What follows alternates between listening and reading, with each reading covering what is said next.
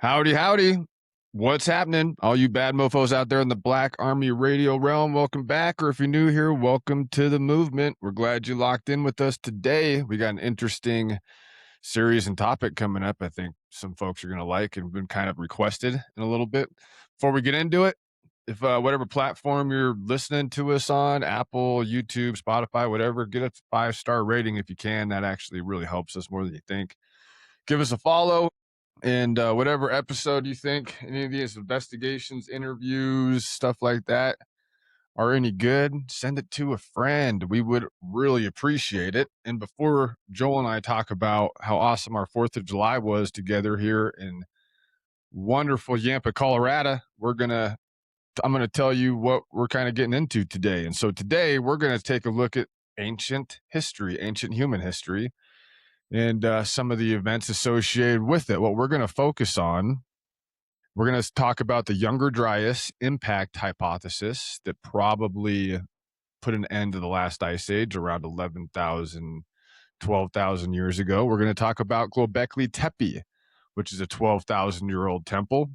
We're going to talk about Karen Tepe and Taş Tepeler as well, and the discoveries thereof, which were a lot more recent than Göbekli Tepe's discoveries. We're going to talk about Baalbek in Lebanon and those crazy 400 to 800 to 1,000 to like 1,600 ton blocks that predate the Roman Empire's building with much smaller blockage on top of those foundation stones.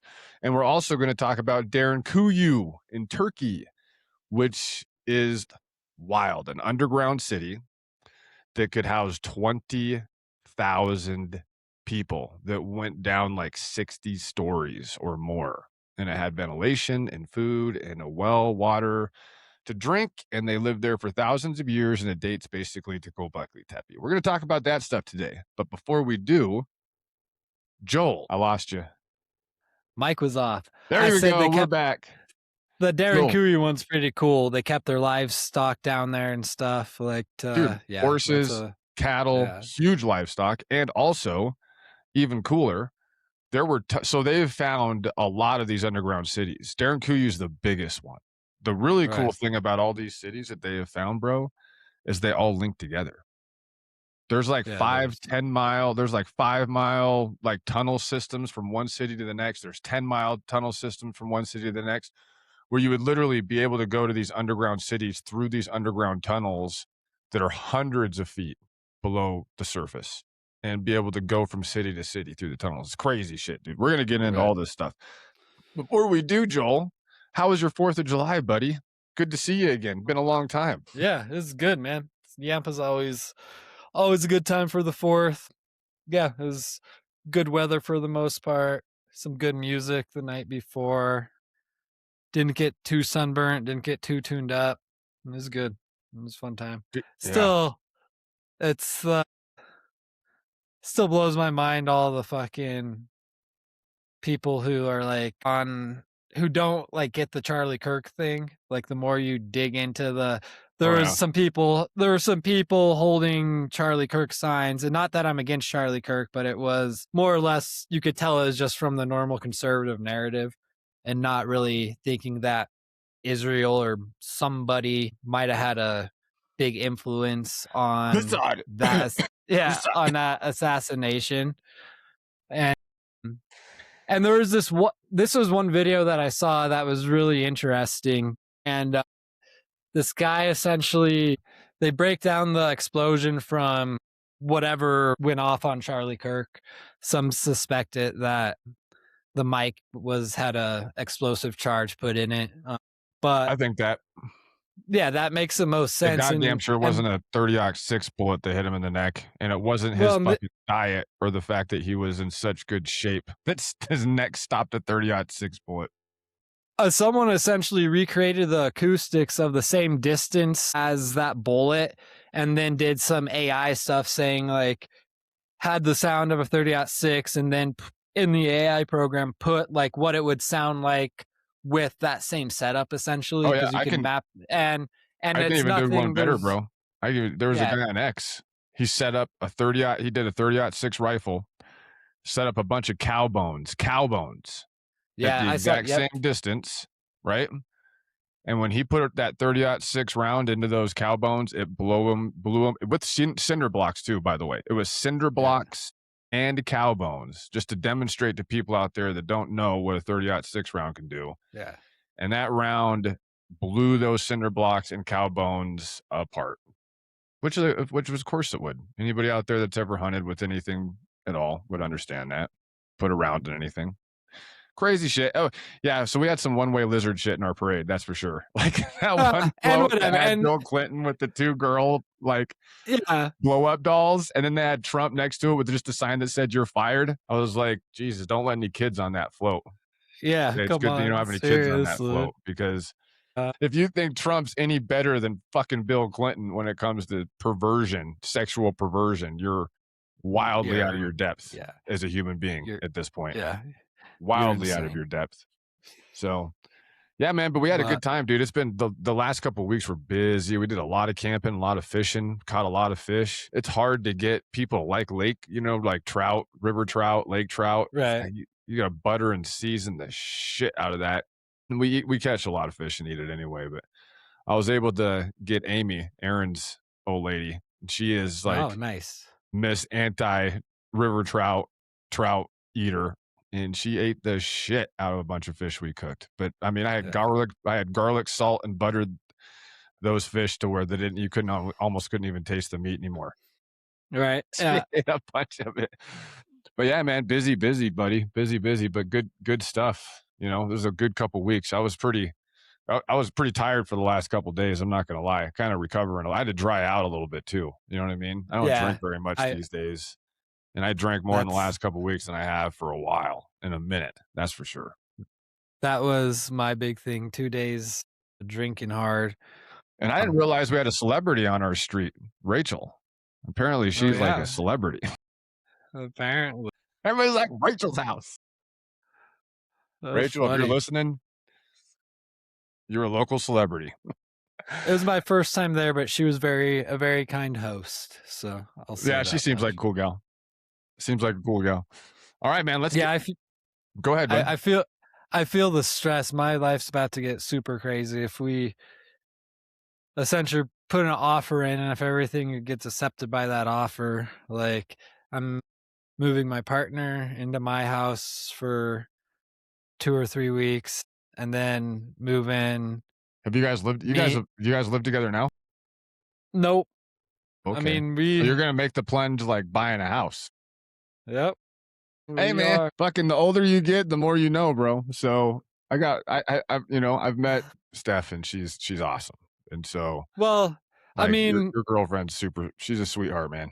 Big time. in the time frame, it happened faster than I expected. But she was never married, but in a long relationship, and Yeah. I'm divorced. We've both kind of been through the dating, and it's pretty obvious since once we met each other that we both had the same goals in mind. We wanted to get out Desired of the front. outcomes. Yeah, That's same definitely desired helpful. outcomes. She couldn't afford a house without me. I couldn't afford a house without her. So we decided to put a risk on each other and just dive right in. It's pretty Do it, bro. wild. So Hell, man, those are yeah. some of the greatest love stories in history, or stories like that, buddy. So I think you two are going to be good, man. You guys are an awesome couple, and she's a sweetheart. And so I'm not the lightest bit concerned, homie, at all. You know what I'm saying? And so, with that being said, man, the mainstream story of human prehistory, that civilization began around Sumer, that's in Iraq, for those of you out there that might not know, and the Fertile Crescent, around 4000 BC, 4,000 years before Christ. That's everything before was hunter-gatherer, sustenance, the pyramids, that the pyramids were the oldest advanced construction on Earth is wrong. It is wrong. It's not slightly wrong. It's fundamentally wrong. And the evidence for how wrong it is now is overwhelming, and including the fact that humanity and civilization began at 4000 BC. 4 anchors to today's deal. Now we're going to get into this for a few episodes, but there's 4 anchors. Göbekli Tepe, like we said, 12,000 years old, built supposedly by hunter-gatherer people, deliberately buried. It was deliberately buried. That's one of the coolest parts about Göbekli Tepe that we're going to kind of explore a little bit. Another outfit that's right next to Göbekli Tepe, it's called Karen Tepe and Taş Tepeler, I guess, discoveries. They were discovered in October of 2025. It had the first ever human face T-pillar where you could actually see the human face in the pillar, and there was a few of them. And there's like 12 more buried sites, interrelated sites in this area around Göbekli Tepe, Right. and they're just starting to excavate a lot of this stuff. It's like 2% excavated. It's crazy. And there's unbelievable outcomes associated with the very, very little amount that they've actually excavated. Baalbek in Lebanon, like we said, 800 ton stones that we really can't move today. We have one piece of equipment that could move these stones, one. And you have to build a road, you'd have to have a ton of infrastructure, a lot of everything else you'd have to even move these blocks at all with one crane that we have today that could do some of this stuff. And these stones are basically, they go from like 400 tons, like these foundation stones, all the way up to some of the ones that were cut and weren't placed, or like 1,000 to like 1,600 ton stones. It's crazy. Like I said, sitting on top of an older foundation. Derinkuyu in Turkey is an 18-level underground city, 60 meters deep, with a capacity to have a 20,000 population base of humans. 20,000 people. That's crazy, dude. That's like, what's Steamboat Springs population? I think about the same. I want to say. Isn't that wild to think that many people could live underground that long ago? I mean, you're talking like 10,000 BC, something like that. Purposes unknown. As of right now, they're saying the purposes are basically freaking unknown for why the hell this, and it's not just one, it's a whole bunch that are in that area. Right. Okay.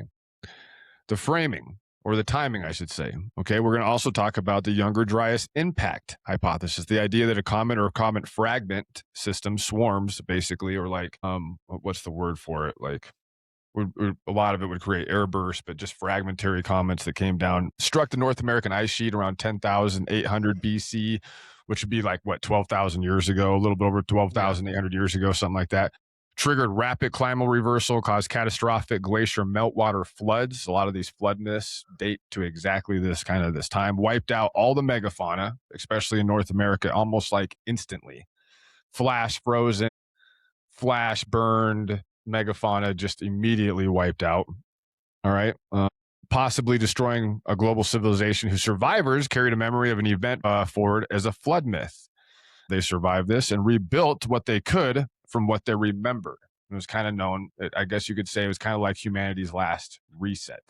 So that's the stuff that we're going to, kind of the all-encompassing arc of where this episode's going. What do you think about all that, Joel? That's a pretty good place to start, right? Yeah, I think it's pretty interesting. And then when you get into the Younger Dryas conversation and some of it, whether it's layers in the earth that tend to match the same, whether it's on a different continent or this continent, into the same like time period of like burnt layers, or and then these big massive washouts that they look like little sand dunes when you're on the ground, and then when you zoom out, it's like the little ripples left in a lake. Like ripples, what you would see in an ocean or on a riverbed, or like but like in a massive scale, though, not like a, especially not the like a Scablands, little, Washington State. Yeah, You see that the Scablands are crazy. And you have to see it from the air. You can't see it from the ground, dude. Like, I've been to the Scablands of Washington State a bunch, and at the ground level you can't tell, other than the fact that there's these massive boulders that are way out in the middle of nowhere. I mean, like way out in the middle of nowhere. And doesn't then, make like, sense. catastrophic flooding, it looks like, The Scablands are cool. And you're out there, take a topo image of the Scablands in eastern Washington. It definitely looks like ripples from a flood, for sure, or from water, like tremendous amounts of water coming in and kind of reshaping the landscape and leaving these deposits, these sand and stone deposits that still exist today, because there were such huge catastrophic deposits. Well, and the crazy thing of how much history was wrong based on a lot of stuff. And a lot of that too is based on like trying to put Europeans like the white man's print on the history, where a lot of this, like a lot of the DNA and stuff, we're finding out like there's all this Asian DNA that's spread out through different continents that is really proving the fact that there was a seafaring culture in Mhm. ancient times that was able to get to these different continents. The With the DNA, North yeah, American, DNA markers are crazy, man. Like, there's yeah. Australian DNA markers in South America and vice versa and stuff, and I Well, mean, and crazy DNA markers. we had holes in this for a long time, and now that we're finding all these ancient sites and stuff, like it's starting to make a lot more sense, Oh, yeah. and it's Technology is pretty catching interesting. us up, honestly, quicker than we can really. It's moving faster than we can keep up with, especially, like, all the Well, satellite imagery stuff. It's moving, like, the LiDAR and then the satellite imagery stuff they're using in Egypt now underneath the pyramids with the Bondi project out of Italy, which kinda got poo-pooed and laughed at when it initially came out, like, a year and a half, 2 years ago, and now everybody's like, "Oh, shit. Fuck, shit, that right. seems real." Well, and some crazy stuff too is they're starting to find like at one point in time there was this massive, whether it was pre-culture, but there was a war or something happened where like almost 85 or 95% of the population of men died, and women outnumbered the men like 20 to 1, and Remember it's the ancient Egyptians have there was I think they called them the sea people, and nobody really identifies who they were, but they were at, like, perpetual war, and a lot of people think it might have been Atlantis, and I think this predates Egypt because this is when the Sahara was green. The Sahara at one right, point in time, for yeah, all of you out there, was the a Sahara jungle. goes for, like it's like a 10,000-year cycle, 10, 15,000 year cycle, it's something like that. It's not a super long time, but in, like, I wanna say in, like, another 5,000 years or something, the Sahara will once again be green with humans, Right, and they'll be able to live there. And the Sahara, they're finding through LiDAR and some other stuff, there's a ton underneath the sands of the Sahara, just like how we're doing LiDAR with the Amazon, they're finding a lot of right, structures, and they're like, "Shit, you can't really get to them, and they're deep, deep under the sand." right, But it's like, yeah, dude, if that was and that attaches to the Fertile Crescent. The Fertile Crescent, for those of you out there, basically stretches from Turkey like through Mesopotamia and kind of like down into Egypt. It has like right, basically the Nile, the Euphrates, and the Tigris, and it goes up into like past where Göbekli Tepe is and Cataluyuk, which is a really cool town that dates to like 12,000 BC as well. That's been right, excavated, and all of this was like during the time of Leo. When a right. lot of this structure, a lot of this stuff would have been built because most of this stuff all points towards the constellation Leo, and it's Well, a way to and date it civilization. also points to when these places were far more habitable than we're Hmm. looking at them now, and then you look at like North America where it's still covered in half Yeah. the ice sheet, and then when the Younger Dryas came in, like there's some established sites when you talk about the mound culture, but right Oh yeah. now the biggest Unfortunately, a lot of those established, mounds were destroyed by farmers.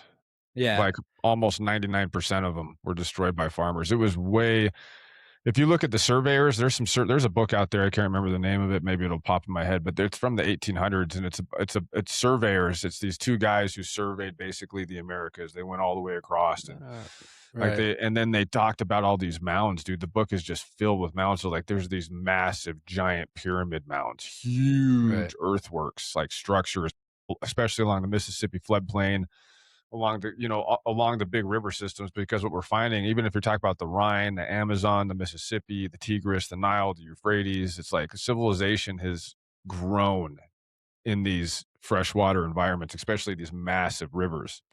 well, And these so, massive rivers that cut through continents because mhm, they allow people to go from one end to the other yep. and for migration and everything else. And But yeah, it's a shame, man, because when we started privatizing it's just like how the Midwest was timbered. You know what I mean? It had right. a ton of timber it used to, and now it's just been cleared out into nothing. But they also American settlers just completely destroyed all these freaking. You know who did the very first goddamn archaeological dig in recorded history? You know who it was? I Thomas think we Jefferson. talked. Yeah, I Thomas think that Jefferson, was he had earthworks on his property and big mounds. And rather than just clearing it and destroying it, he slowly started like itching away at it. And he found bodies in there. He was the first person to discover that the deeper you go in the sediment, the older things get. It actually yeah. came from Thomas Jefferson, ironically enough. It's kind of interesting. A lot of Well, people don't know that. He was basically like the world's first that we know of in like in our era archaeologist. You know what I mean? and Kind it's of wild. really interesting if it seems like there's an established site and you start to dig through those layers. It seems like these some of these sites were just caves in the wall that people from for 5,000, 10,000 years kept returning to, Yep. and it's pretty interesting. And it's interesting too in North America because you see a lot of older stuff up in Göbekli Tepe, Turkey. And then when you get down into like Central and South America, depending on which dates you want to believe, but if they're on the older side, they're all within that frame. And as far as North America, like we have like caves and stuff, but as far as like established stuff, I think the oldest date we have right now on a mound, as far as like a big site, is 11,000 years old, Yep. and that's But and that's the oldest. That's still that's still pretty. substantially older than the original, Bering Land Yeah, Bridge hypothesis. yeah, And then when you talk about, like, I know you wanted to bring up, like, the footprints in New Mexico fossilized are, right. like, 23,000 years old. I I mean, it's not could like do they this just north dropped of fucking outer space into New Mexico. I mean, people had been I here before that for a long, long, long, long time. I could do this more North American thing real quick so we don't digress too much from that region because 'cause it'll be pretty quick. I got, like, a page of stuff of Oh, yeah, just, sure, like, go ahead. 4 major things. Do it. So, in the last, like, 10 years, and this is some of the stuff what we're talking about, disproving, like, what we thought was going on with how humans spread across, continents and whatnot, whether it was the Great Land Bridge theory, and some of that did happen. I'm not saying humans didn't migrate over this land bridge, but did they get all the way to the bottom of North America from that land bridge? That seems to be not the case. So, one of the biggest findings, and this one is probably the more recent, and this is the white sand footprints in New Mexico. There's these big sand flats in New Mexico. And throughout the ages, wind would come by and erode footprints. And normally it was a megafauna like giant sloths, mammoths, things like that. And then one day, someone noticed some footprints that looked oddly similar to humans. And then they started excavating the sand around them, and they found hundreds of footprints of kids walking with their parents through these. And so they went through these layers and dated them. And basically, by obviously, you can't date a footprint, but you could date a seed, what's in that layer of those footprints. And they just kept on getting deeper and deeper and deeper. And their age between 21 and 23,000 years old. It's widely considered the most definitive, undisputed evidence of human presence in North America during the peak of the last glacial maximum. At this time, Canada was entirely buried under the glaciers, making overland route extremely impossible. So essentially, they're saying like these people were in that region and were using it before, like they didn't come from the land bridge, cross the glaciers, and drop down. They were there before that. Mhm. And then another one, this one's in Idaho. This is Copper Furry, Idaho. This one dates back to 16,000 years ago. Discovery is archaeologists uncovered stone blades, bone fragments, and ancient hearths along the Salmon River. Significance is the style of tools found were perfectly matched tools used with the Upper Paleolithic people in Japan, which is adding heavy scientific weight to the coastal migration theory. And this is what we're talking about, there being a sea-bearing culture that was able to spread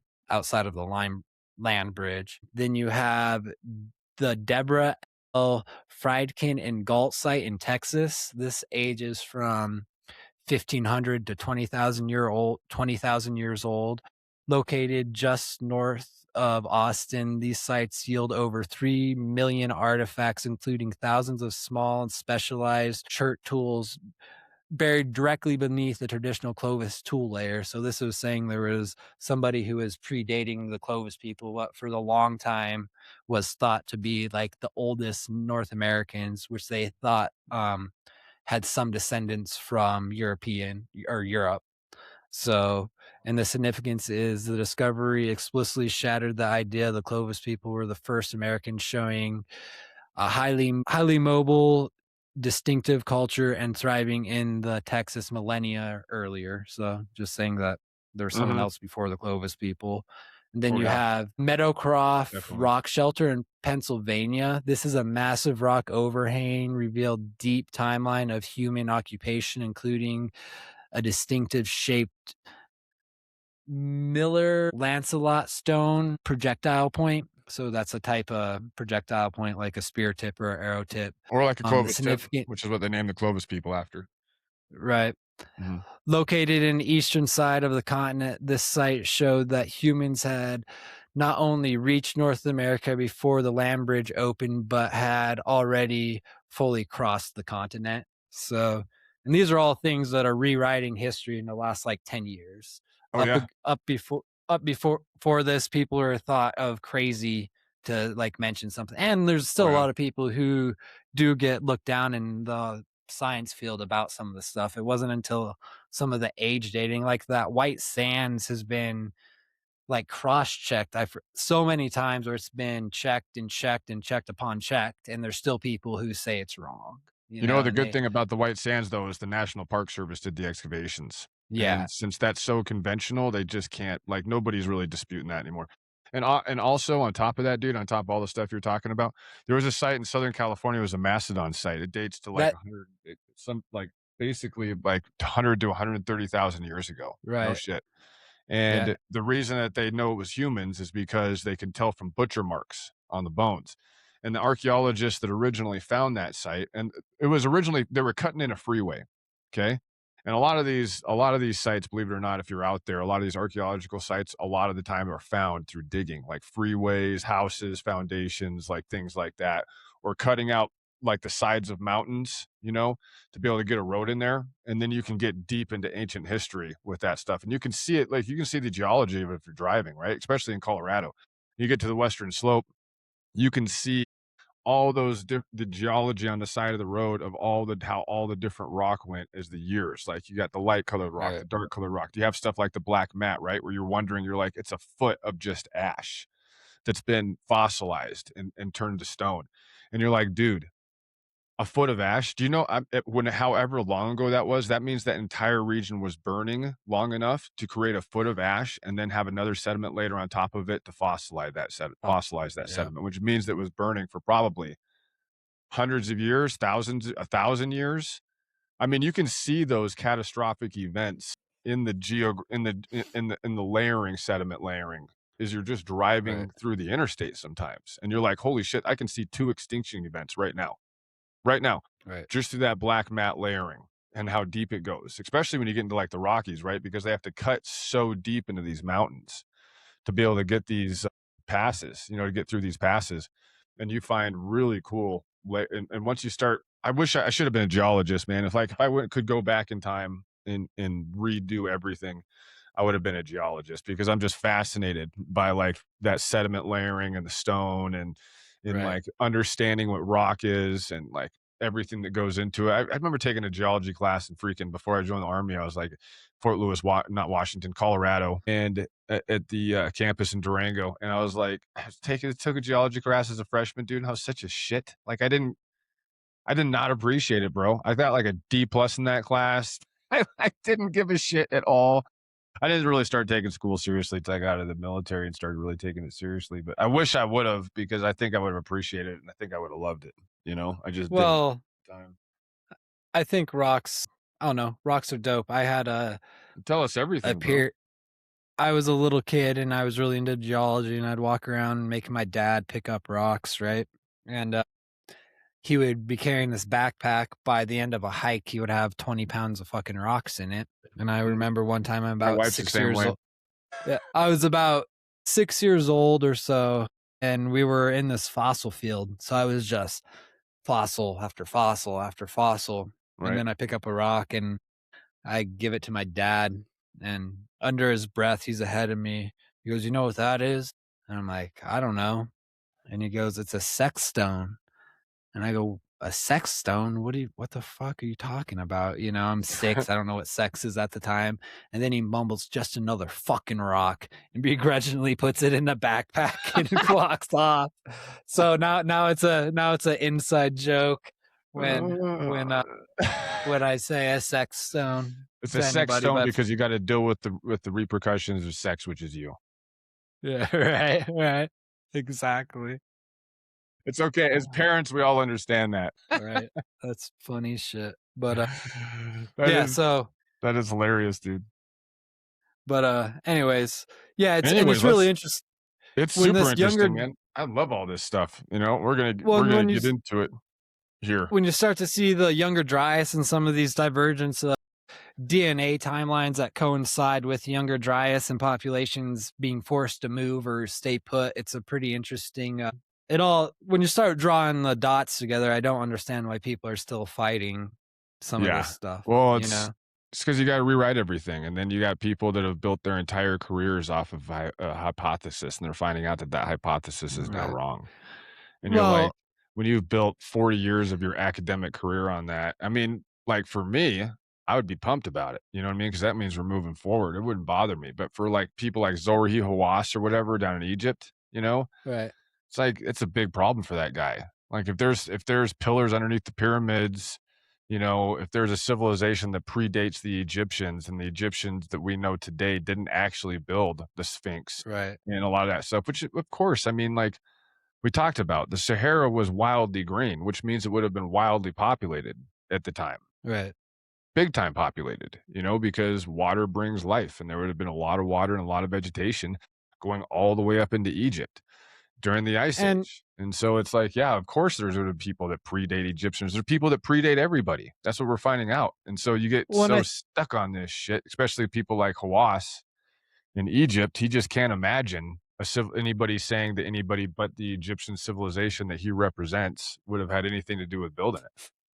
Well, and I think the big thing too is like history is all learned from our Abrahamic religions, you know? Mhm. Like that's how history was taught. And not to say they weren't wrong with some of the things that happened. Maybe they weren't, maybe It just there's goes a back a ex lot further is all, you know? And they're yes. talking Yeah. like a lot of the myths that you find in Genesis and, you know, even the book of Enoch, which was excluded from the Bible, which is ridiculous. Right. Like, what you find out is these stories had been passed down for thousands and thousands and thousands of years before they were ever written, you know? Yeah. And And they've been adopted through into biblical narratives.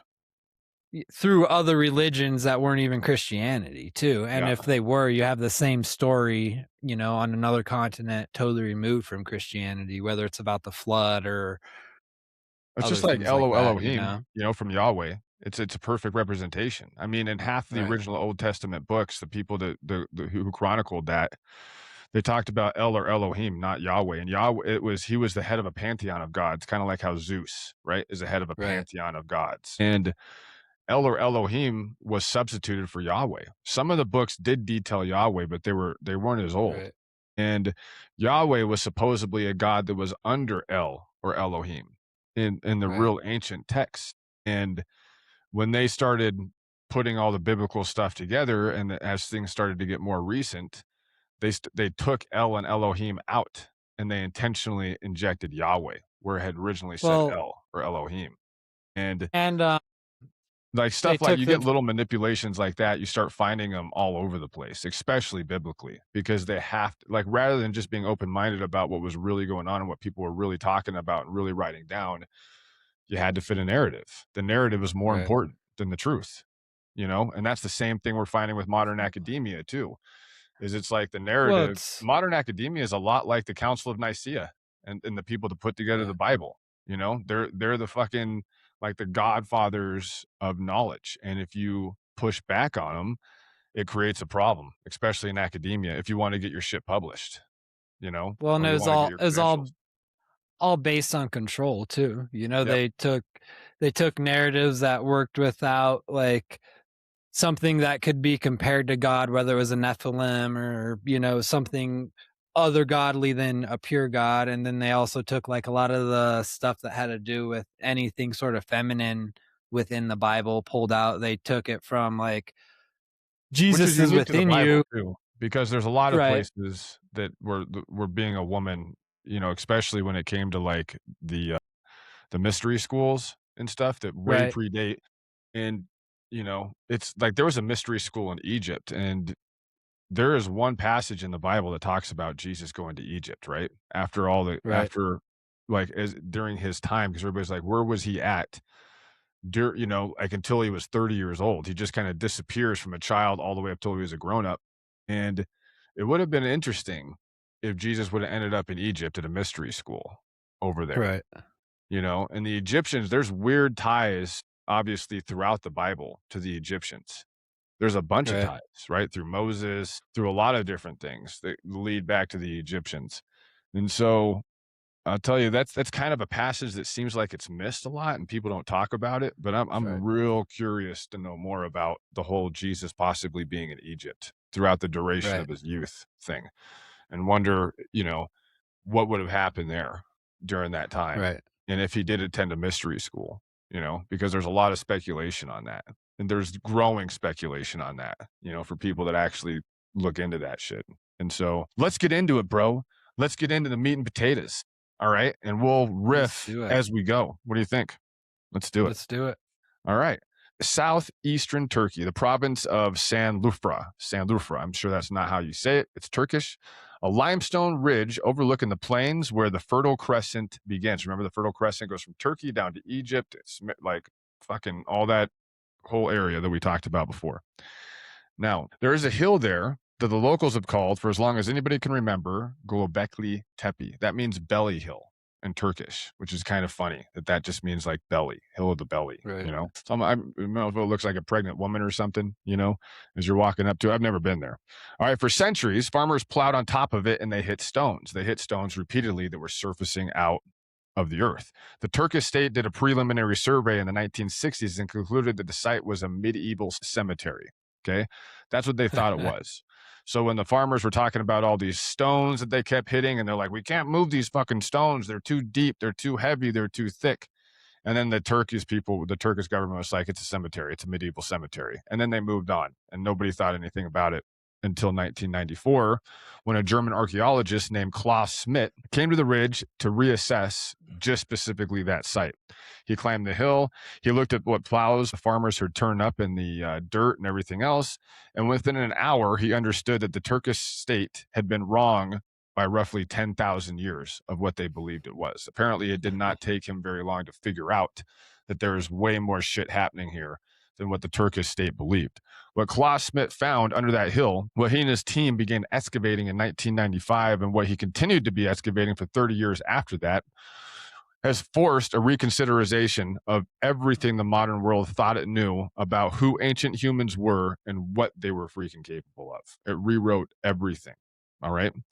The site is a series of enormous circular enclosures. Each enclosure is bounded by carved limestone pillars, T-shaped, some of them standing 18 feet tall and weighing as much as 10 tons. All right. The pillars are covered in relief carvings of animals, foxes, snakes, scorpions, vultures, wild boars, ducks, cranes, rendered with a level of precision and artistic sophistication that had no business existing at that time, like at all, based on what academia tells us those people are caved of. Now, the carvings, dude, the relief carvings, the cool thing about it is those carvings aren't carved like you think about a tree, right? If we get a knife, we carve into a tree, like Sam loves joy, right? On the tree with a heart, and it's carved into it. These carvings on Göbekli Tepe, like all these stones and everything else, they're carved in such a way to where the animals and the features, even if they're human, stick out of the stone. Yeah. So the stone was carved back, right? And then all the figures are pushed out, which is a harder way to do it. You know what I'm saying? Yeah. It's way harder to Much do it harder. like that than to carve deep into the stone and then make an etching into the stone. That's what's really, really interesting about all of this stuff, is that it's done in every single carving is done in that way, to where the stone was carved back and then they did these figures pushed out of the stone. It's really freaking cool, dude, when you look at it. All right. Right. And when Smith's team carbon dated the organic material that was all around the enclosures and all around these pillars, they got numbers. They got a number that basically shattered the acceptable timeline of human civilization. I mean, even now, it's still amazing that it freaking happened. And it's 9,600 BC. 9,600 BC, which means, 11,800 years ago, basically, if it's 9,600 BC. All right. 9,600 years before the birth of Christ, which means in calendar terms, roughly 11,600 years before this freaking podcast today, Joel, as we're sitting here, 11,600 years ago. For context, the oldest of the Egyptian pyramids was built, and this is the accepted, I don't believe this is right, but this is the accepted academic timeline, 2600 BC with the pyramids. 7,000 years, that would have been 7,000 years after Göbekli Tepe. All right. Stonehenge also was built around 3000 BC. All right. And that's 6,500 years after Göbekli Tepe. The Sumerian city of Urkuk. And a lot of people, and especially with the Abrahamic religions, believe that Abraham came out of Ur, right? And he migrated out. And that's where the original Abraham came out of, was these areas, Ur and Urkuk, which is traditionally taught as the birthplace of urban civilization as well. That's kind of how it's taught. That was founded in 4000 BC, 4000 BC, more than 5,000 years after Göbekli Tepe. Now, for reference, when it comes to Abraham, a lot of people believe, or a lot of like, if Abraham existed, he would have come out of that region probably around 1800 to 2000 BC. Just so you guys have a biblical reference when it comes to Abraham. That's still 2,000 years after Urkuk would have been established, right? How old is the United States again? What did we just celebrate? 250 years? 250 years. Yeah, dude, 250 years, which means Urkuk was around for 2,000 years before freaking Abraham would have even walked out of Ur. Right. You know what I mean? I mean, this just tells people what timelines, like what it really means. According to the model of human history that has been taught to every Western school for 100 years, the people who built Göbekli Tepe should not have been able to build it. Okay. They were, by every mainstream account, hunter-gatherers or nomads, small bands of humans who had not yet domesticated animals, had not learned to farm, had not yet settled into permanent villages, and had not developed writing, had not developed metallurgy as well, right? To make tools that would have been required to quarry limestone and granite and all that stuff and carve into the T-pillars and transport those T-pillars miles across the landscape and set them upright to an astronomical alignment into Leo, which is the constellation that they were pointing at the time, because at that time they were in the time of Leo, pretty much. And some sort of astrological alignment or equinox alignment is pretty common in all these sites throughout. So every single Stonehenge, had no idea. The stuff down in Peru, all of it. It's crazy, dude. But the evidence is there. It's on the hill. Anybody can go see it. You can go look at it yourself. All right. Around 8,000 BC, approximately 1,600 years after they built the site, the people of Göbekli Tepe deliberately buried it. Deliberately, intentionally buried the entire site so it could no longer be seen. All right. They filled every enclosure with rubble. They sealed it. They walked away, and nobody knows why. To this day, nobody knows specifically why they did it. But it was so apparently it had been about 1,600 years that this temple, people have been going to it or doing whatever they were doing there. And that's still, like, the United States has been around for 250 years. Right. So this temple was around for 1,600 years in Göbekli Tepe before it was intentionally and deliberately buried to where nobody could ever fucking find it again, presumably to preserve it. I think it was to preserve it somehow. Yeah, well, it wasn't. Or they knew something was coming, right? Right. So they wanted to protect it. It wasn't torn down. It was deliberately buried, which wouldn't say like it wasn't from like a battle or another culture that didn't like it and wanted to remove it. It seems like it was intentionally buried to be found again, almost. Oh yeah, yeah. It's, it's funny. So the Hoover Dam, the guy who built the Hoover Dam, I guess he was a big fan of fucking ancient history and humanity and civilizations and all this stuff. And when he built the Hoover Dam, they put not metal or not concrete. They used stone. They used a big stone pillar. And it's over there at the Hoover Dam, into the dirt, real deep. And they carved into it basically the age that we're in, the astronomical alignment that we're in, like where we're set out with the constellations. He basically, when he did the Hoover Dam, the engineer, after he completed it, he put that monument up there so it would last the test of time, right? So even when the dam, the concrete and everything else, let's say 10,000 years from now, just like Göbekli Tepe, goes away, everything changes, the entire landscape changes. If anybody finds that pillar, they'll have a record of what was there. Right. It's just whether or not they can decipher it. Right. You know what I mean? Like what we're having a problem with now is deciphering a lot of, like, how did these people 12,000 years ago in extinct languages, and in extinct writing models, like, what were they trying to say to people, when they were doing a lot of this stuff? And that's what we're still trying to figure out to this day. And unfortunately, we have like the burning of the Library of Alexandria, the burning, honestly, even in Jerusalem, when the Romans burnt Jerusalem in 60 AD, they burned a tremendous amount of libraries, a Was whole bunch of ancient libraries and stuff. which And one who was knows what kind of Constantine's? Was that the Library of Alexandria? Because I know yeah. Constantine, when he took over, that was a big yeah.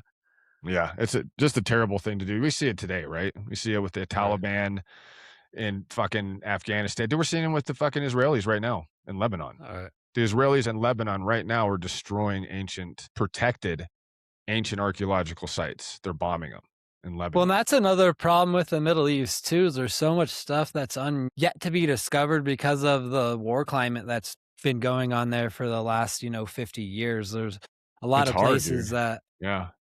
you can't even get into, that are You gotta hiding be ballsy. major You gotta be discoveries. real Yep. ballsy to get in there and do that work. It takes a special kind of motherfucker. You know what I mean? Like an Indiana Jones type dude to get his ass out there, buy a Right. couple AK-47s for $25 from your freaking local dealer over there in Baghdad in a Connex, get a couple bandoliers of ammunition and weapon systems, and then go out there and protect yourself while you're doing some kind of archaeological dig. I mean, that's what you know what I Right. mean? Like you got to do that shit if you're going to be serious about it out there doing some of that stuff. I mean, yeah, it's no joke. I mean, I spent enough time in those places to understand how dangerous it is, and it's dangerous. And so, yeah, but you're right. A lot of this stuff, is there, but we're also finding out that like Peru and South America and these other places are just as old, if not older, you know? Well, So we're and able to work there. going on the stuff that's stacked on stuff, it's the same thing with the big the stones you're talking about, the 800-ton, like, Mhm. people dated that place from the stones that were above it and older, and then it turns out that, same thing within, Sexy Woman, Deep, like deep. it Mhm. yep, Way deeper than they thought it did. The foundation stones do. And so, all right, the physical site 12 enclosures have been identified so far, 12, through ground penetrating radar surveys of the ridge. Only a fraction of the site has been formally excavated, by some estimates, less than 5%. Less than 5%. And they're also, and this pisses me off because the Turkish government is saying they're not going to excavate the rest of Göbekli Tepe for 100 years, for another 100 years. And they put a shelter over what is excavated. They put in olive trees, which actually destroys stuff that's underneath it because the roots are so thick. They had to pull out the olive trees because they found out that it right. was some of the roots were destroying some of the archaeological archaeology underneath it. Mm. And anyway, it's a mess, man. And so who knows whatever's going to come of that. But I really hope they don't wait 100 years to freaking Well, excavate the it's rest of that it's the site, same dude. thing with what's going on in Egypt with the stuff Hmm. that they think's going on underneath it. They won't even let anyone else come in there besides that group was in there to prove that Hmm. otherwise.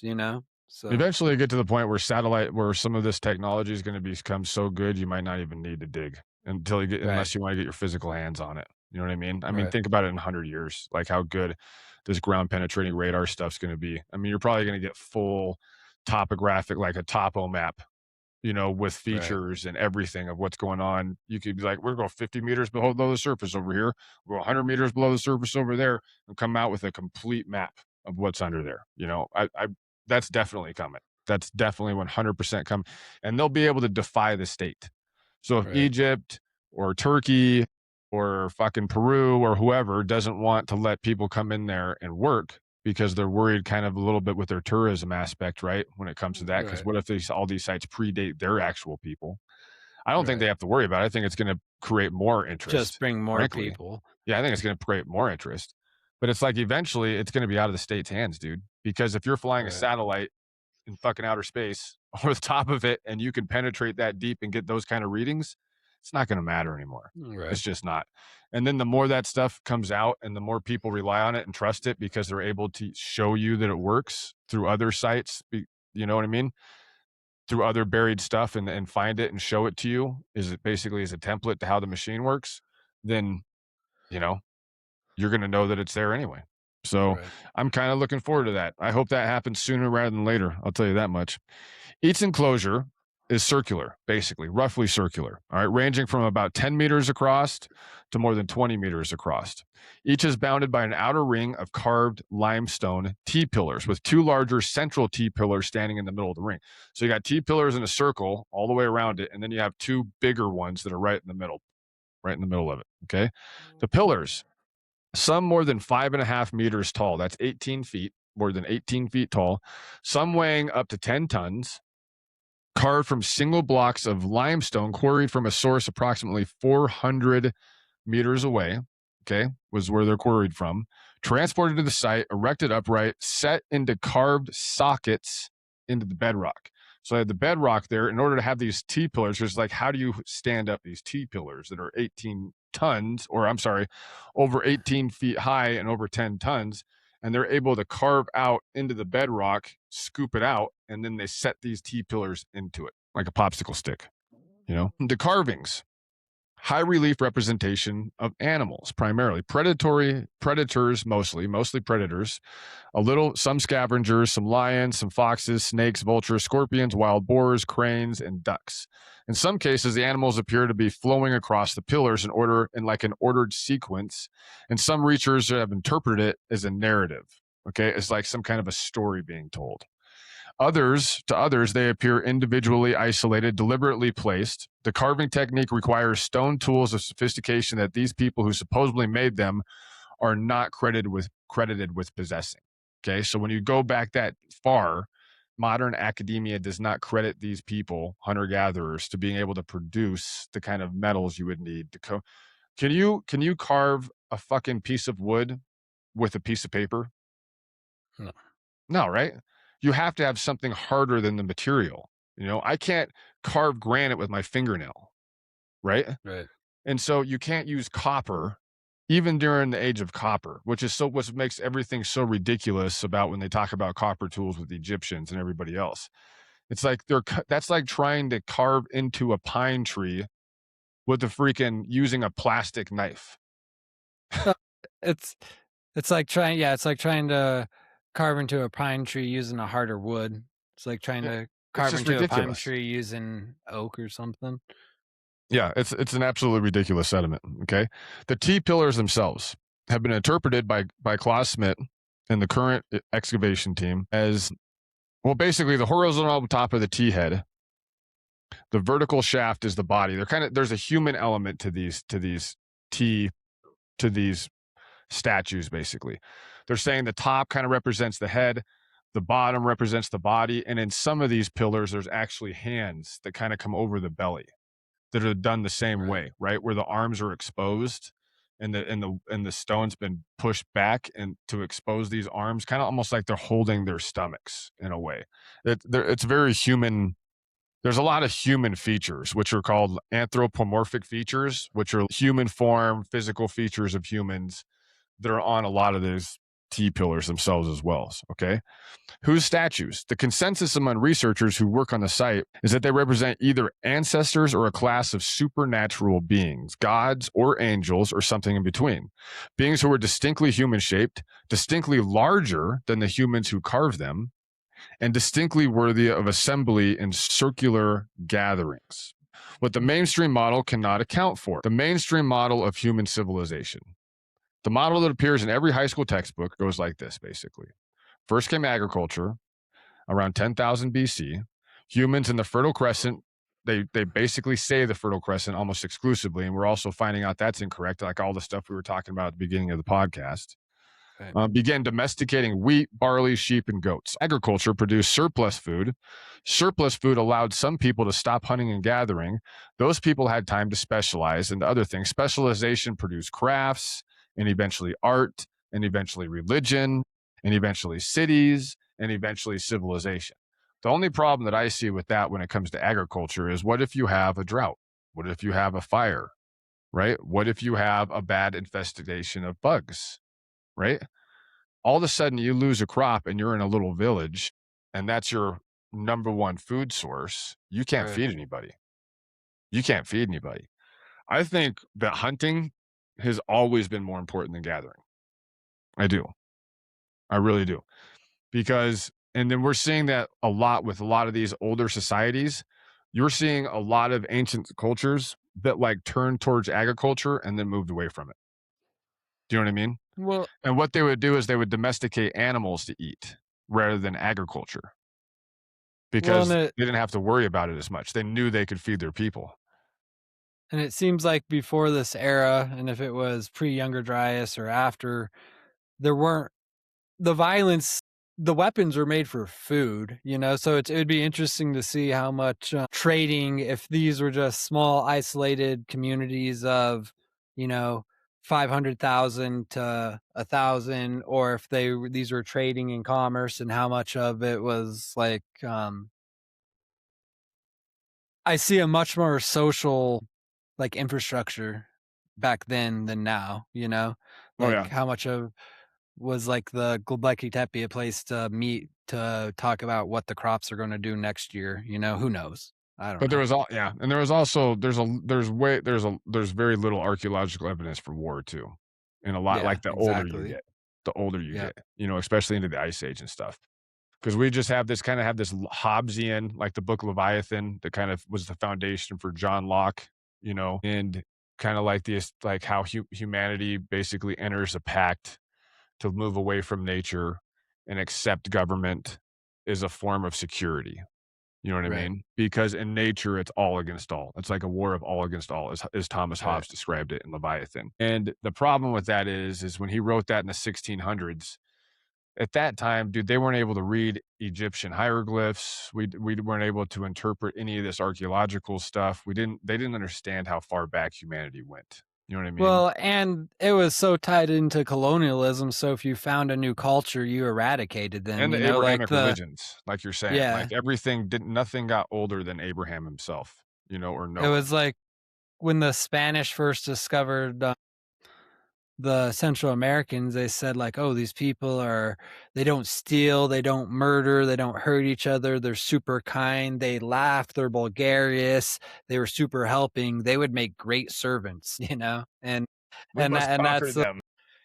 and then in North America, they were savages, so, like, you see a culture that does something differently, and then Yeah, you we saw the very limited whatever was left of the original Native American yeah, cultures because yeah, they had been so decimated. So by the time that the Indian Wars happened in the 19th century, and, in everybody's history books, you have the battle, the Battle of Little Bighorn and like, the Comanche and like, well, it's like, dude, they were like the half of 1% that was left of right. whatever was happening here for 100,000 years before that, you know? Well, and then you And there's have, like, very the in those mound cultures on the Mississippi floodplain and a lot of those other places, very, very and you had dude, like, down in Louisiana at that the mound down there in Louisiana that shit, I can't remember the name of it.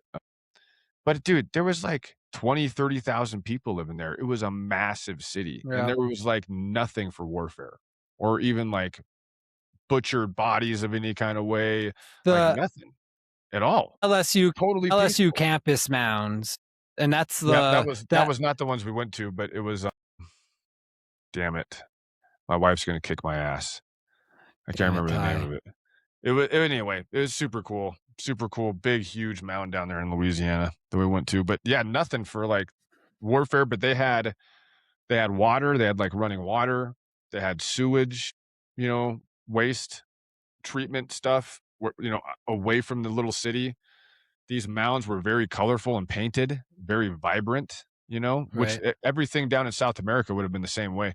We see the pyramids and we see like the stuff in South America and we see the mountains and we see what's left from thousands and thousands and thousands of years of getting weathered and everything else. But dude, all this right, stuff used to be really bright and vibrant and colorful and shiny right. and just shockingly attractive. Like all of these things, and they've just worn away. We can't see that anymore. And so how Göbekli Tepe breaks the model we talked about when it comes to modern academia. Because Göbekli Tepe predates agriculture, the people who built it were, by every archaeological indicator, hunter gatherers, as we would call them today. Their diet was game and wild grains. There's no evidence of domesticated crops at all at Göbekli Tepe. There's no evidence of it. There's also no evidence of permanent habitation at the site. There's no village next to the temple. There's no city next to these temples. This almost seems like a pilgrimage. You Right. know what I mean? Like, you think about, like, Dionysus and stuff in the Greeks when, Marcus Aurelius went to, God, where was it? To participate in, like, a psychedelic ritual.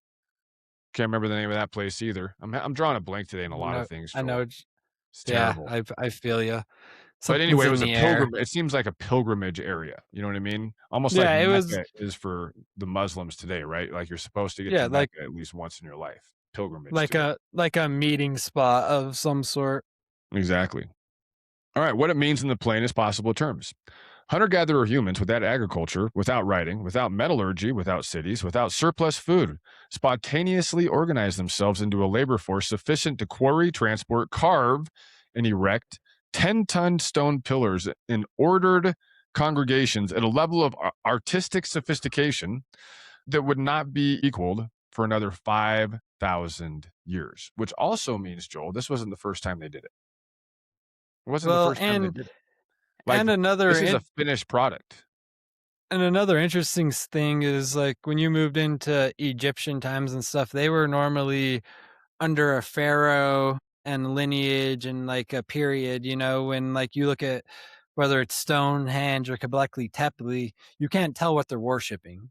You Nope. can't, there's not like, you can't tell that there's a government's telling you to build this. You can't, there's none of the, and part of it's because there's no real written language outside of pictures. And Yep. that's what we're trying to decipher. But Correct. it's really It's kinda like, interesting to me. It doesn't seem to be pushed on by a government, but more by a group think, you know? oh yeah, for sure. So, It's kind of like the fossilized footprints in Mexico from 23,000 years ago. It's like they didn't just drop out of the fucking sky 23,000 years ago and just plop into right. a pile of mud in New Mexico. You know what I mean? Like, there Well, was and stuff going on way, way, way before this. Think about yeah, Gobekli. those footprints span for almost 10,000 years. So people Yeah, are walking in that back exact and area. forth there for, and that's the crazy thing. That means that people are here Tells you for a there's a really lot going long on there time. too, in that Yeah, specific spot.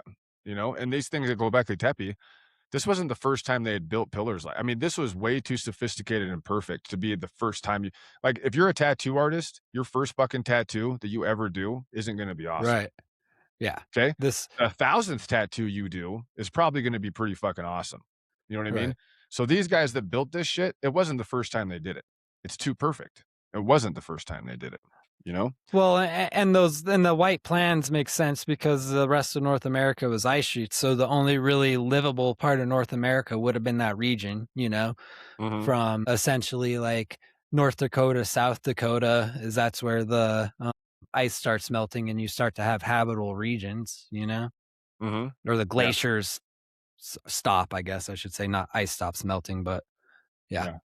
All right. So, like, the deeper question, where did the impulse come from? Where did the skill come from? How did they have the skill to do this shit like we were just talking about? 9,600 BC or 11,600 before present is not the date of the first practice site. In other words, okay, this isn't where they practice this shit. All right, Gobekli Tepe is not primitive. It's not primitive in any sense of the word. It is the finished product of a long developmental tradition. Okay, that's pretty much unquestionable. The T pillars are carved with total confidence. The enclosures are astronomically aligned perfectly, perfectly. And at that time, it would have been to Leo. And they had the console, and also, like you said, the solstices, where you'd have the solstices change, sun's yep, rising and setting, being, oh, look, it's fall. Oh, look, it's winter. Oh, look, it's summer. Perfect, perfect. This is the people who already know what they were doing. They already knew what they were doing, which means they had been doing it somewhere for a long time. The only problem is we don't have a record of it that we know of right now. There probably is one out there. Guarantee there's something else out there that we could find that would probably give us a little bit more well, information of it, but and there's it's not. really interesting too when you look at that whole site and all the other sites that need to be dug up, because there's some separation between them, and part of me wonders like if this was something that was done they build one up, then cover it, and then build a new one. But because we can't go and research those other sites, we can't have any sort of dating to say if they're older or not. I think it has You something know? to do with the flood, bro. I think it has something to do with the Well, Dry event. That's what I think. I think it's some kind of right, weird documented thing, and then, like, we'll kinda get into it a little bit more with this, but I think that's kind of, I think they wanted to preserve it, maybe to preserve it as a warning, but the problem is we're not excavating it all. We've only excavated, right, like, 2% of it, and now we don't wanna excavate the rest of it.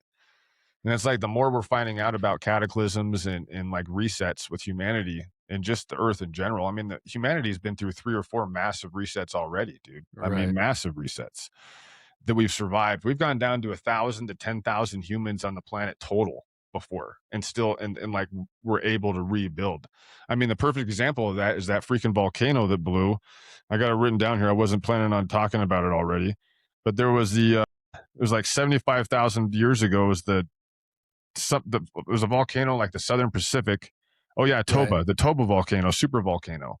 This was 74,000 years ago. When that bitch blew, it dropped the human population, they're guessing, to 1,000 to 10,000 breeding adults, is what they're kind of guessing.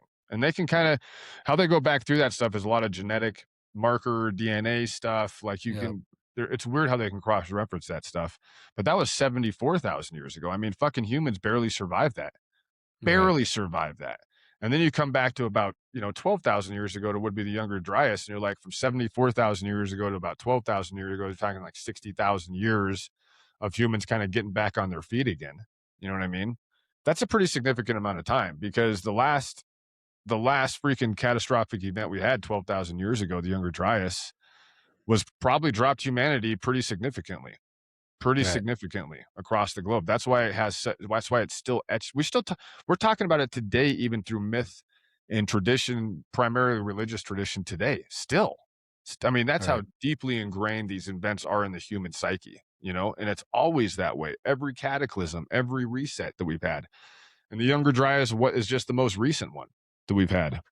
All right, the deliberate burial, like we were talking about, the deliberate burial. So around 8,000 BC, give or take a few centuries, the people of Göbekli Tepe decided to fill the enclosure with rubble, everything, the entire thing, sand, stones, and animal bones. They used animal bones, sand, and stones. They packed it tight, they covered it over, and then they left. They packed it and then they left. All right. It's documented. It's not disputed. The excavation that we currently have, but what they have done, it confirms it. The fill material is not weathered. It's deliberate infill. It was filled on purpose, 8,000 BC, and then left. Why? The mainstream archaeological interpretation is that the site was ceremoniously decommissioned. Decommissioned. That's what the kind of like modern archaeology tells us. They're like, oh, they just didn't have any use for it anymore. And they decided to decommission it. And how they did that through just filling it all with dirt and sand. The problem is it took probably just as much work to do that as it did to build it. Because it's a huge, huge area, dude. It would have, I mean, think how many front end loaders and backhoes and fucking dump trucks you would need to be able to fill in a site like this with that And kind of stuff. correct, It's right? It's crazy. all stacks. It's all stack stone too, no mortar, correct? Oh, yeah. No motor. No. Mm-mm. Yeah. So I mean, even if it was another culture, you would probably reuse those stones if they were just stacked, especially the smaller Yeah, ones. that's what they You did in know? Egypt. They Yep. took all the really shiny limestone off the pyramids and repurposed it all. They've done it everywhere. Right. They've done it in Peru. They've done it in a lot of Yeah. places. They would have absolutely repurposed that rather than doing it, or people would have dug it out. Well, and Which also especially makes you think maybe it had kind of like Sodom and Gomorrah when they found Sodom, which is also in the northern end of the Fertile Crescent. It's right, like it was untouched completely. I think a lot of it is because the mythology around it just scared people. It right, scared people. And you think about like it's no different than it is today with people with religion. If you talk about, you know, people that get possessed or stuff like that, like stuff, there's right, certain things that scare humans today in modern society. It's not, it was even more so back in those days, you right, know? And so, anyway, the alternative interpretations to this one is that the builders knew something was coming and buried the site to protect it. Okay. Another is that the site had become associated with something the survivors of a catastrophe did not want to remember, and buried it is an act of forgetting whatever that catastrophe was. A third is that the burial was itself a ritual response to the changing world after the Younger Dryas, an act of closure for an age that had ended. Those are kind of the three hypotheses of alternative hypotheses to the one that it was just decommissioned, which is what modern archaeology pretty much freaking embraces. Whichever interpretation you decide you prefer, the fact that the builders took the time to bury a site the size of Göbekli Tepe with the same immense labor investment that had gone into building it, basically, tells you that the burial itself was extremely purposeful. Extremely purposeful. It would have taken a fuck ton of work, right, fuck ton of work, and little baskets of dirt, right? To fill that entire goddamn site all the way up past the pillars. Okay. It was not, it doesn't seem like it was abandoned, right? It was an intentional closure. The people who buried Göbekli Tepe were saying something with the burial. We don't know what it was. We may never know what it was, but they were absolutely trying to say something. by burying that site intentionally. Now, Karen Tepe and Taş Tepeler project. All right, and this is basically in the last 3 years. All right, Karen Tepe is the sister site to Göbekli Tepe. It's located about 35 kilometers away on a similar ridge, really close. It's been known to exist for decades, but full excavation did not begin until 2019, even though the people knew that it was there. Its structures appear to date to the same time period as Göbekli Tepe, so around 12,000 years ago, and it even might be slightly older than Göbekli Tepe. All right. In September of 2023, an excavation team uncovered what may be the most striking carved thing of the entire period. It's a T-pillar with a human face carved onto the top of it. I've seen it. It's striking. It's kind of almost weird, like eerie looking. It's not stylized. It's it's an actual recognizable individual human face rendered in stone 11,000 plus years ago by people who were supposedly just hunter-gatherers and had no metallurgy at all. Is this the same site that has like the serpent that has a human head that kind of wraps around? Okay. And it has like the big bath. It almost looks like a bath.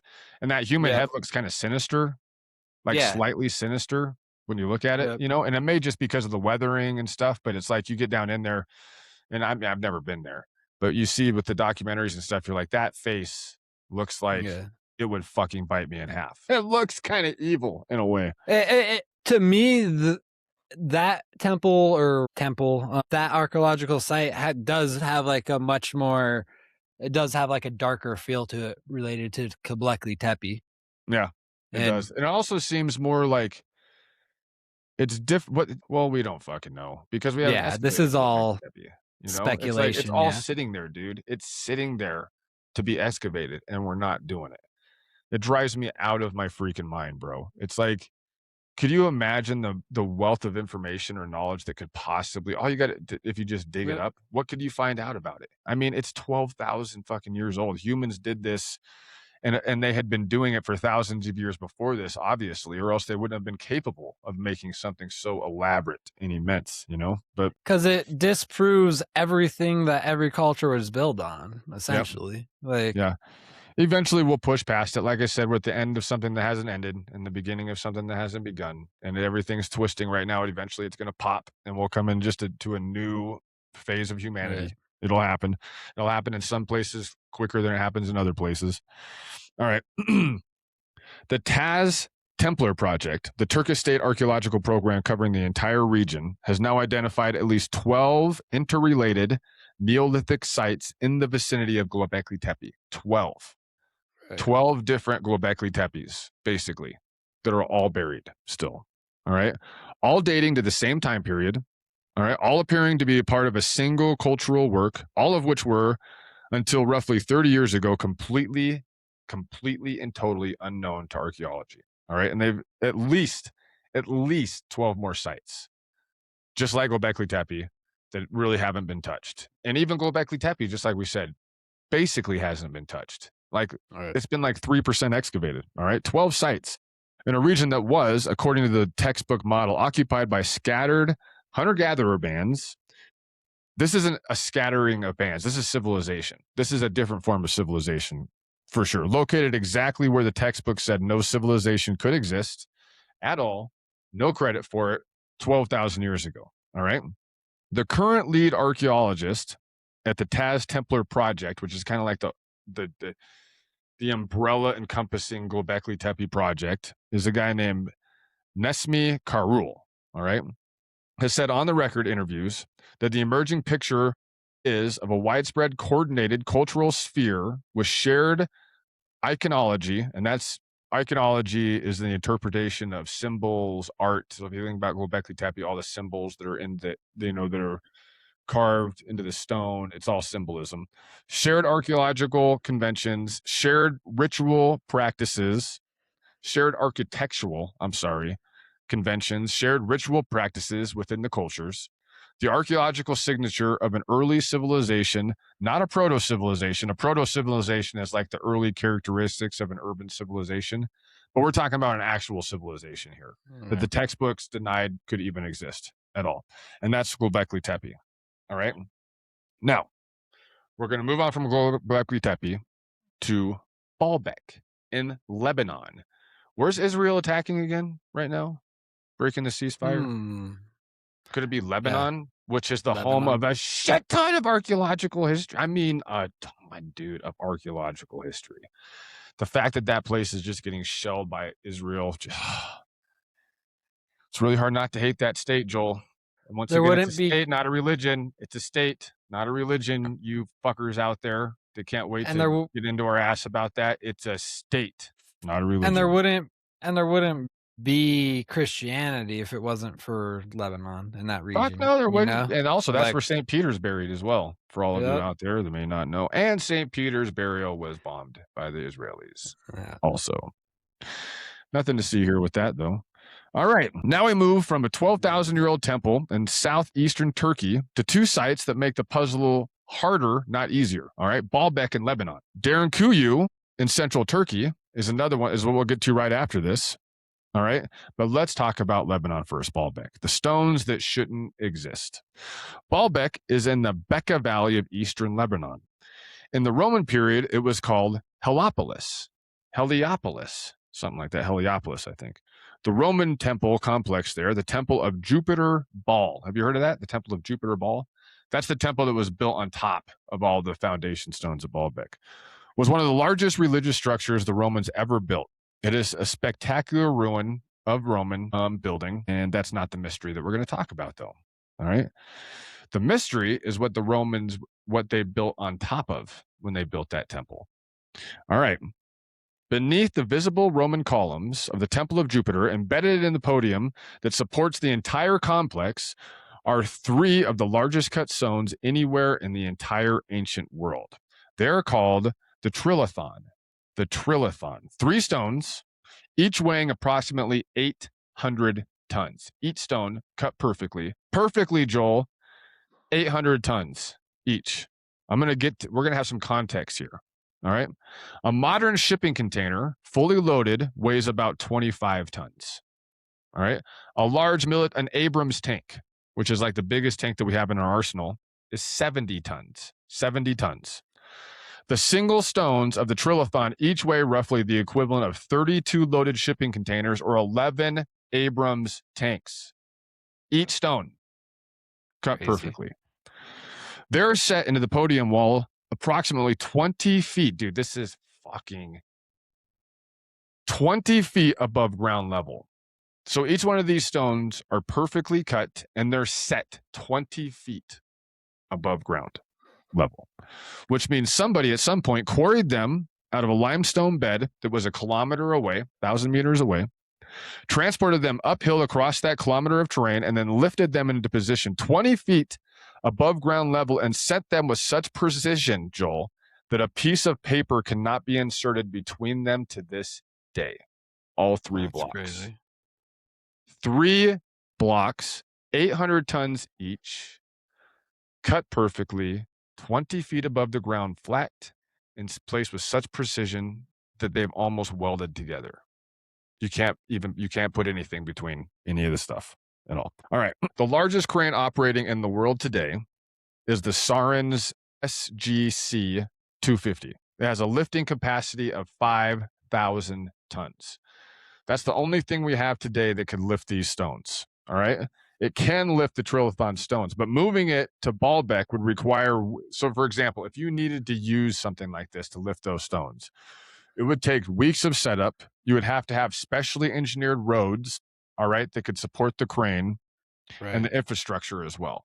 And there's nothing there at that site that suggests anything that big or elaborate was ever used to transport or cut or do anything with those stones. All right.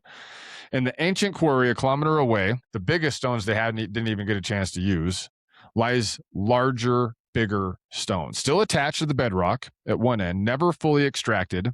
It's called the Stone of the Pregnant Woman. The Stone of the Pregnant Woman. It weighs approximately 1,000 tons. In 2014, a German archaeological team surveyed the quarry and found an even larger stone, Joel, directly below this one that weighs 1,650 tons. So the one that we all see on the pictures is the one that people kind of stand on, and it's at an angle, Right. you know, at a little bit, and it's a perfectly rectangular square. That bitch is 1,000 tons. Apparently, there's one right underneath it that's 1,650 tons, and it's cut out. That's crazy. Completely cut out. How do you get underneath that motherfucker Yeah. to cut underneath it? Well, are they cutting it with ropes and diamond? Like what's the? Well, if they're using what they supposedly had at their time, I mean, you're not even talking about copper tools. I know. That's what I'm saying. Like, all right, dude. All right. 1,600 tons, that sucker. Roughly the weight of the fully assembled International Space Station. So the space station, the International Space Station, weighs 1,600 tons. That's how much that stone weighs. All right. Sitting in a quarry in Lebanon, cut and shaped by someone, possibly the same someone who did the Trillathon, I'm guessing. Probably all the same people, or maybe not people. Who knows? All right. The hidden foundation, the detail that like tourist level coverage pretty much misses entirely. All right. The visible Trillathon is not the deepest layer. The visible Trillathon, those 3 stones of 800 tons each, perfectly cut and 20 feet above the ground, is not the deepest layer. Beneath the Roman layer sits an even older foundation under that. All right. A U-shaped enclosure made of at least 24 blocks. 24 blocks. Each block weighs 400 tons. So 24 more blocks that are deep underneath, like those 3 800-ton blocks. All right. Cut with precision, equal or exceeding the Trillathon blocks that are right above them. And these are 24 blocks that are 400 tons each, making the actual foundation under the Trillathon blocks. All right. The footers, per se. Pretty much, yeah. The older U-shaped enclosure appears in the assessment of engineer and architect Vincent Lee, who has studied Baalbek in professional detail, to be totally unrelated to the Roman project. A lot of the archaeologists, especially in the last like 20 years, 30 years, were all saying that the Romans built that shit. That the Romans don't even say they built it. The Romans don't say they built it. It's kind of like how the Mayan and the Aztecs don't say that they built Sexy Woman. Like, no, I was there before us. No, you guys don't know what you're talking about. You guys built it. You guys did it. Well, and it's crazy whether it's here in North America with some of the Native American cultures, but how often pretty much European scientists come in and say like your lineage of what you've passed down for the last 10,000 years and has been word of mouth before there was handwriting is all false, because it doesn't fit the narrative of when you have these people who've been in the same region forever and they've been telling these stories, and now these stories are starting to like, oh, this is actually happening. This happened, Yeah, dude. Yeah. All right. The Romans built on top of it. Clearly, they incorporated it into their podium because it was already there and it was easier to build on top of than it was to remove. All right. And I think we're seeing that in a lot of places where they're using a lot of these foundation blocks and you find like mud brick on top of it. It's definitely happening in Peru for sure, which means the Trillathon and the U-shaped foundation beneath it are not Roman. They are not Roman. They predate the Romans, and they predate the Romans by an unknown period of time. All right. But how old are they? The mainstream archaeological answer is probably late Bronze Age, roughly 1000 BC to 500 BC, built by an unknown pre-Roman civilization whose engineering capacities have since been lost.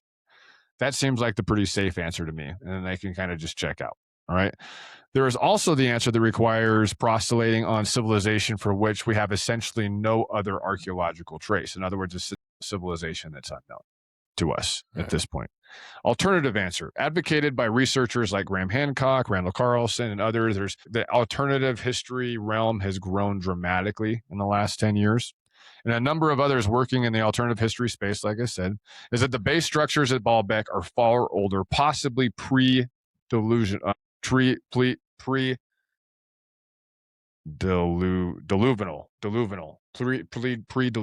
pre-flood, is what they are, Joel. God damn it, they're pre-flood. All right. I don't know why I have such a problem with that word. I always have. Possibly the work of the same lost civilization whose survivors carried its memory forward as a flood myth. All right. Possibly connected to the tradition preserved in text from the Ugrak and Fro-Icanic texts. All right. And those are people that lived around. Those are 2 different civilizations. They talk about how it was possible that giants built all this stuff. The civilizations are around like 1800 BC, and they have like a linguistical kind of heritage saying that they think giants built Baalbek, you know, and there's a lot of local speculation that it was giants that did it, and it was also before they flood. They also say it was before the flood. So most local tradition, and these peoples, I had a hard time pronouncing who those peoples were, but it's like they basically say it was before the flood, so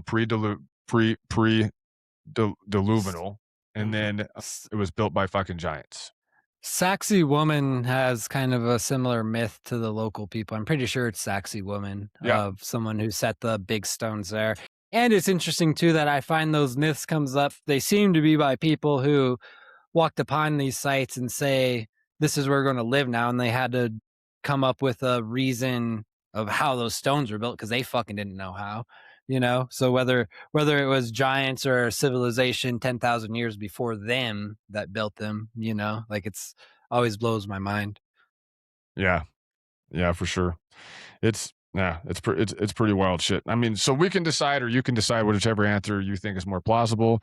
But what's not in dispute, the stones are there. They weigh what they weigh. Nobody today, with all of our modern equipment, has moved a single 800-ton stone across a kilometer of terrain and set it upright 20 feet above ground level perfectly. 3 of them. Somebody did this at Baalbek, and whoever did it, they weren't the freaking Romans. That's for sure.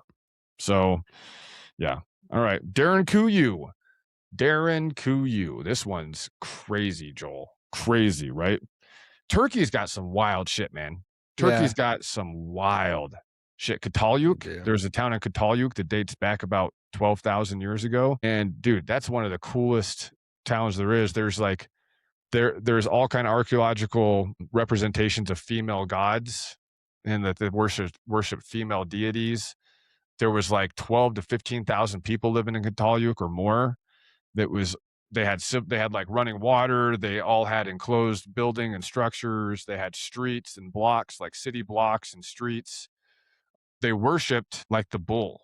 They had a whole bunch of bull heads. Like almost every single structure had like a bull head, like from a cow, you know, like a regular cow bull. And I mean, you think about how menacing a bull would be when they were wild, because I mean, you're talking about like a 12 to 1,500 plus pound. I mean, bulls are fucking nothing to be trifled with. And if they were wild out there, I mean, think about how powerful those critters are. Just but anyway, think about they worshipped the bulls. Modern cattle, you know, we cut steers' nuts off so we don't have to deal with a bunch of shit. Just think of all these bulls like running, like every male's a bull, you know, like we cut fucking steers' nuts off so they're easier to take care of and keep in the pasture and shit, you know, like because they're not all fucking pumped up on testosterone. So just imagine every fucking, it'd be wild. Yeah, it's pretty neat. It's pretty neat, but Turkey's got crazy history, dude. I'd love to get to Turkey and do some serious research there, man. Like, anyway, Derinkuyu, central Turkey. All right. In 1963, a resident of a small town called Derinkuyu was renovating his basement. He broke through a wall. Behind the wall was a tunnel. The tunnel led downward. What he had accidentally opened was the entrance to an underground city that would turn out to be, by every serious measurement, one of the most staggering achievements of ancient engineering anywhere on the planet fucking ever found ever. All right, the site.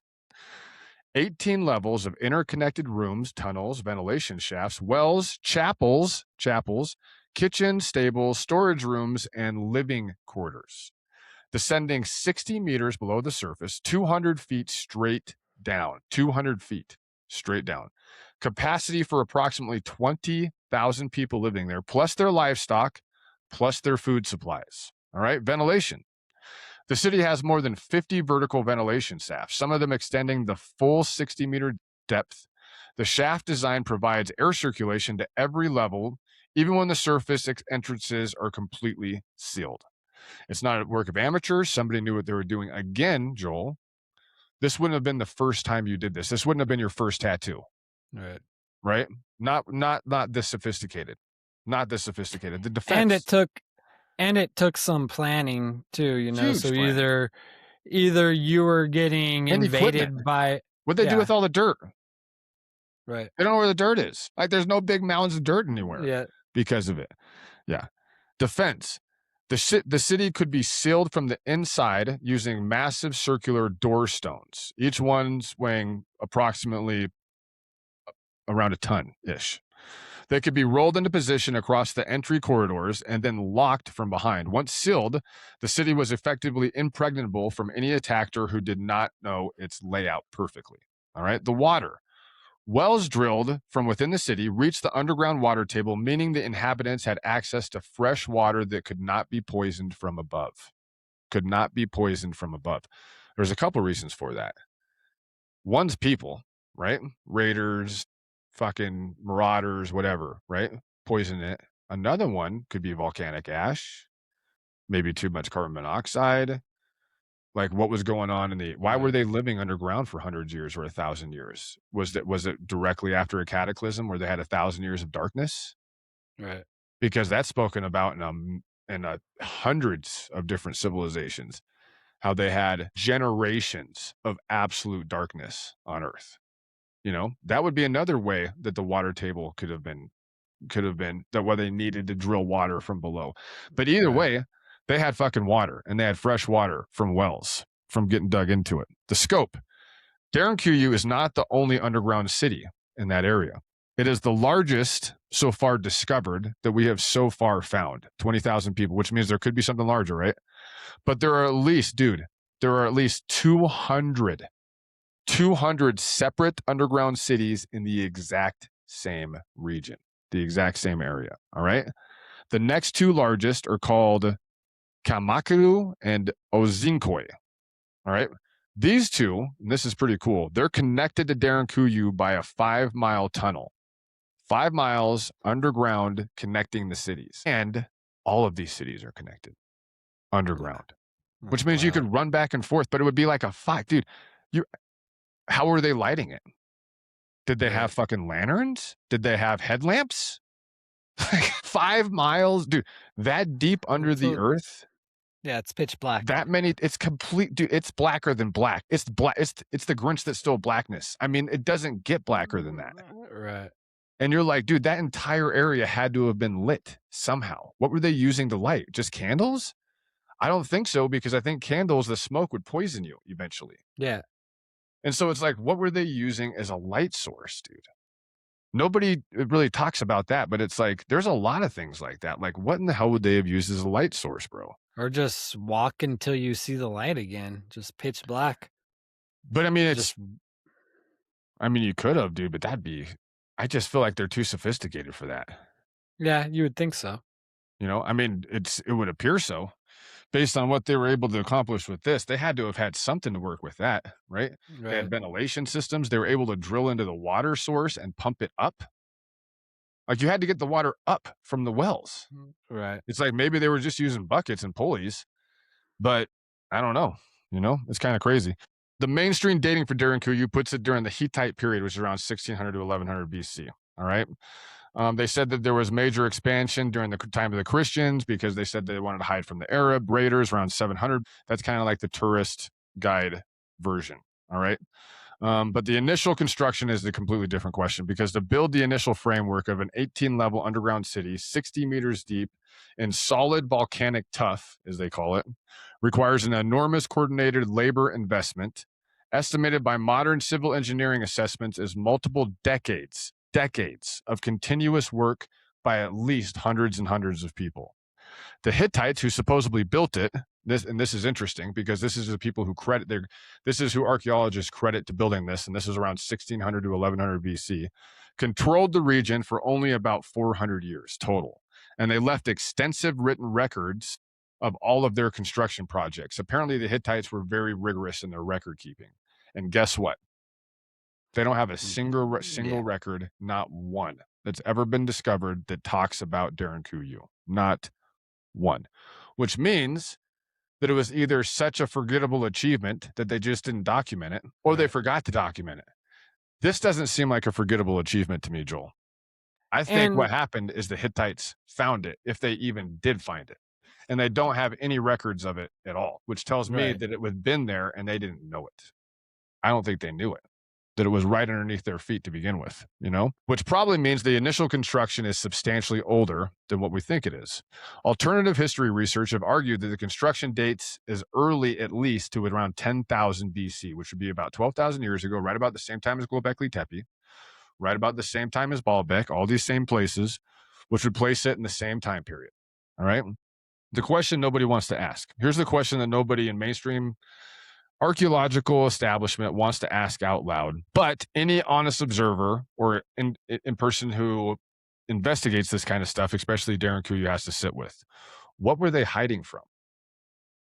What were they hiding from to do something like this? Because when you build a city that's 60 meters underground with 50 ventilation shafts, with sealable doors that are a ton each, with wells drilled into the water table, with capacity for 20,000 people to fucking live there, connected by 5-mile tunnels to other underground cities that are similarly constructed, you're not building it for like basic ass living reasons. You're not. Well, you're building because underground, for whatever reason, is way more convenient. You're building because something is coming, has come, might come, that makes staying on the surface unsurvivable, is what I think. And the odds are you knew it was coming. Like there was some sort of historical data that Kinda says like Noah hey, building the ark, right?